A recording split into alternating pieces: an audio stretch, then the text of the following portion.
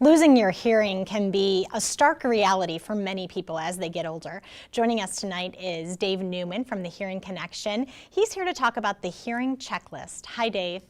Hey, how are you doing, Jody? Well, I'm doing very well. Tell us about Good. this. How do we know when we're officially losing our hearing and need to come see you? Well, typically when people come in, and a lot of times they come in with their spouses, and sometimes they're there because their spouse has encouraged them to come.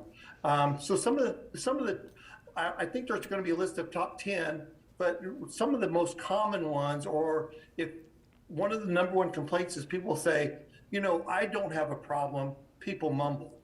So, kind of like, some of my commercials I run, if they think it's the other person and not them.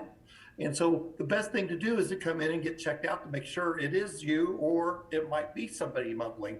But a lot of times it is the other person or the person that is not hearing correctly. And then sometimes by people that work with other people have to really concentrate. I had a school nurse that came in. She says, I was exhausted by the end of the day and I would come home irritable because I used all my energy concentrating on listening to the kids.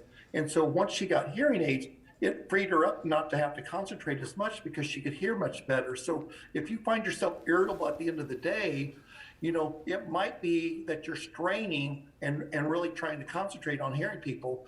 And then also, sometimes it's hard to follow conversations. Sometimes you just miss words. So it's not that sometimes you hear, but you don't understand. So that's another one of the issues. And then probably a key one that I hear mostly from spouses is if you're turning up the TV much louder than your spouse likes it, it's kind of a sign. So, and then the last one is when people tell you you might have a hearing loss, you might have a hearing loss. That is so true, because I know people, they put on headphones to kind of try to hear better, and the spouse can deal with the TV not even being on, not even the sound being on. And then also just your spouse complaining about it. It's kind of a joke as you get older, but it's true. We do age, and our hearing ages with us. Absolutely. This sounds like a great recipe for parents, too. I would love to have a hearing aid I could just turn up and listen to what's going on in the other room. And maybe that's coming someday. I will. Well, Dave Neuman from the Hearing Connection, thank you so much for being with us tonight. You bet. Thanks, Jody. Thank you. Bye. Okay, we're going to take a break and we'll be right back.